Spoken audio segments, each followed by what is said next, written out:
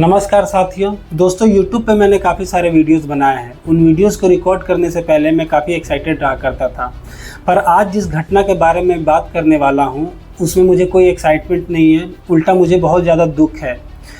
आप समझ गए होंगे कि मैं किस घटना पे बात करने वाला हूँ। दोस्तों आज हम बात करने वाले हैं हाल ही में हुए जम्मू कश्मीर में आतंकी हमलों के बारे में। कल रात जब आप भारत और पाकिस्तान का मैच देख रहे थे और T20 वर्ल्ड कप में पाकिस्तान के खिलाफ भारत की जीत का जश्न मना रहे थे, तब उसी समय जम्मू कश्मीर के रियासी जिले में एक बहुत बड़ा आतंकवादी हमला हुआ जिसमें 9 लोगों की मौत हो गई और 40 लोग घायल हो गए। और जम्मू कश्मीर में 48 घंटे के भीतर 3 आतंकी घटनाओं को अंजाम दिया गया है।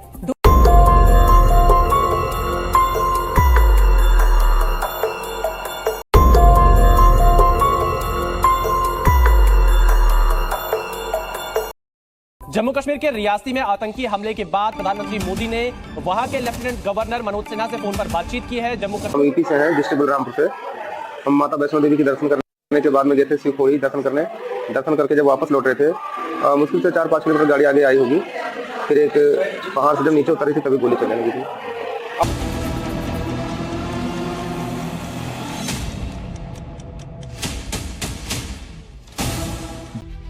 दोस्तों वीडियो की शुरुआत करने से पहले मैं आपको एक छोटी सी कहानी सुनाना चाहता हूँ। यह कहानी है दिल्ली में रहने वाले सौरभ भारद्वाज की। सौरभ भारद्वाज जो कि जिसकी शादी 6-7 महीने पहले हुई थी, वो अपनी पत्नी से कहता है कि इस गर्मी में, मतलब गर्मी आने से पहले वो कहता है कि इस गर्मी में हम वैष्णो देवी के दर्शन करने चलेंगे। यह सुनकर ही उसकी पत्नी बहुत खुश हो जाती है। गर्मी आने के बाद वो वैष्णो देवी के दर्शन के लिए चला भी जाता है, पर उन नए दंपति को ये एहसास तक नहीं होगा, ये पता तक नहीं होगा कि ये सफ़र उनके ज़िंदगी का आखिरी सफ़र होगा। दोस्तों इसी सफ़र में एक आतंकी हमला होता है और इसी आतंकी हमले में सौरभ भारद्वाज की मौके पर मौत हो जाती है और उसकी पत्नी इतनी बुरी तरह इंजर्ड हो जाती है कि वो ज़िंदगी और मौत की लड़ाई लड़ रही है।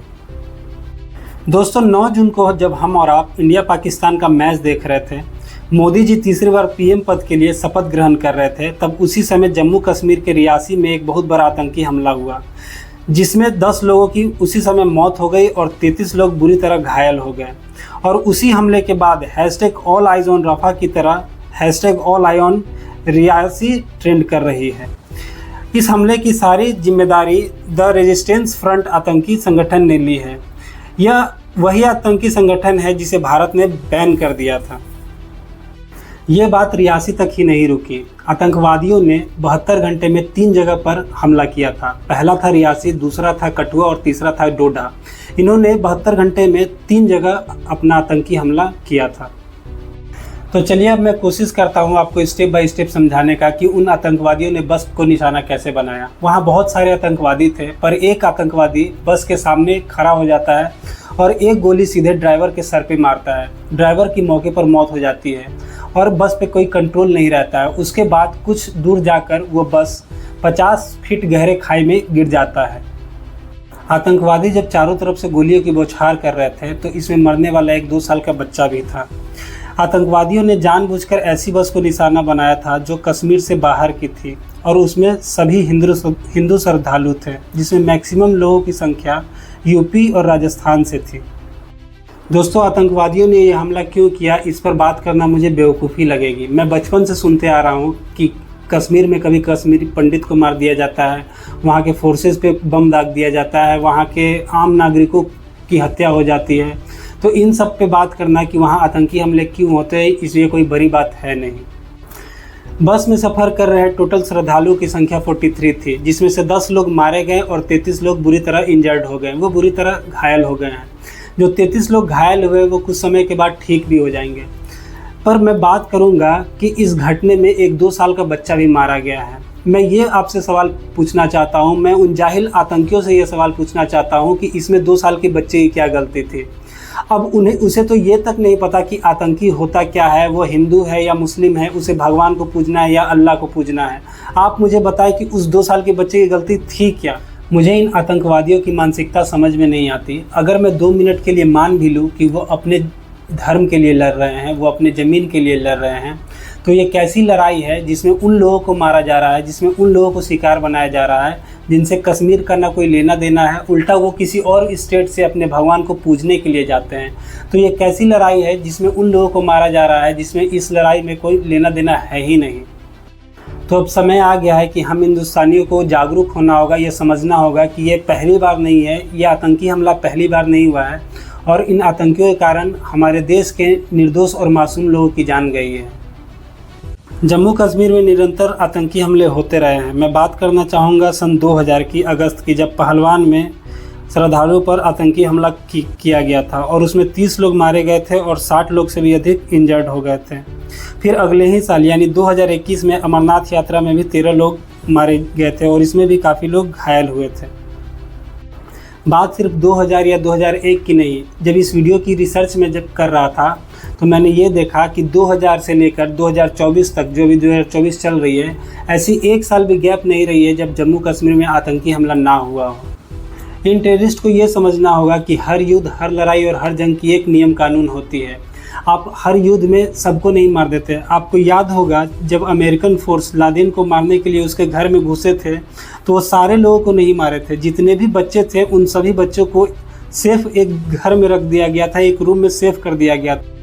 जब अमेरिकन फोर्स ने लादेन को मारा था तो उसका एक वैलिड रीज़न था, तभी उन लोगों ने बच्चे को छोड़ दिया था। पर इन जाहिल आतंकियों को, इन बेशरम आतंकियों को ये तक नहीं समझ में आता कि ये 2 साल के बच्चे, जिन्हें बोलना तक नहीं आता, जिन्हें कुछ भी नहीं पता है, 2 साल के बच्चे से लेकर 80 साल के बूढ़े तक बिना कारण ये सबको मार देते हैं। ये आतंकी कोई जिहाद नहीं कर रहा है। मेरे नज़र में ये सबसे बड़े कायर और नपुंसक हैं।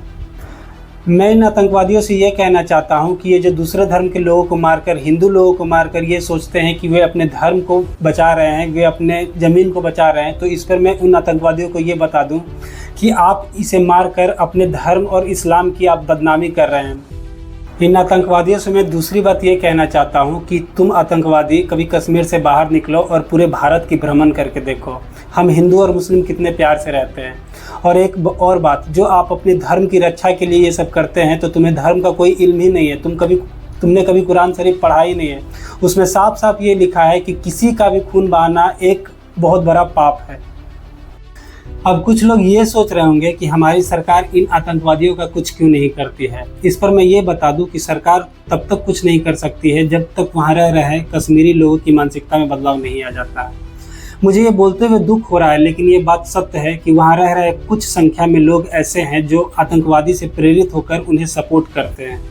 मैं उन कश्मीरी भाइयों से ये गुजारिश करना चाहूँगा कि एक बार आप खुद से सोच के, अच्छे मन से ये सोच के देखें कि आप किसी तरह से सही है या किसी तरह से न्यायिक है। आपको ये समझना होगा कि ये आतंकवादी किसी के नहीं हैं। अगर ये कल के ज़रूरत में, अगर इनको ज़रूरत पड़ी तो ये आपका जान ले सकते हैं और साथ ही आपके बच्चों का भी जान ले सकते हैं। अब बात करें सरकार की, तो सरकार ने वहाँ हालात सुधारने के लिए क्या कुछ किया है। सबसे पहले सरकार ने धारा 370 हटवा दी। इसमें कोई शक नहीं है कि कश्मीर से की हालात 370 हटने के बाद सुधार आई है। वर्ष 2023 की बात करें तो कश्मीर में 1,60,00,000 टूरिस्ट आए थे। वहीं 2023 की G20 समिट भी वहीं कराई गई थी। फार्मूला 1 रेसिंग से लेकर जश्न कश्मीर जैसे बड़े शो भी होस्ट कराए गए थे। मेरी आप सभी से ये विनती है कि आप इस शर्मनाक घटना के खिलाफ जोरदार आवाज़ उठाएं। मेरी आप सभी से ये विनती है कि हमारे इस समय हमें यूनाइट होने की ज़रूरत है। मैं आपसे इस बार कोई इस वीडियो को लाइक और सब्सक्राइब करने के लिए नहीं कहूँगा। मेरी आपसे बस यही विनती है। आपको ये बात लग रहा होगा कि आप अपने लेवल पे क्या कर सकते हैं। आप अपने लेवल पर इस वीडियो को ज़्यादा से ज़्यादा लोगों तक फैलाएं और यूनाइट करें। ये समय है कि हम लोग मिलकर इसके खिलाफ जोरदार आवाज़ उठाएं। इस पर हमारे पीएम मोदी ने हमें ये भरोसा दिखाया है कि इस पर स्ट्रॉन्ग एक्शन लिया जाएगा और हमें सरकार पर भरोसा भी है। तो दोस्तों, आप इस वीडियो को ज़्यादा से ज़्यादा लोगों तक शेयर करें। तो दोस्तों, ये वीडियो यहीं तक थी। बाकी मिलते हैं नेक्स्ट वीडियो में। तब तक आप खुद का, अपने फैमिली का ख्याल रखें। धन्यवाद।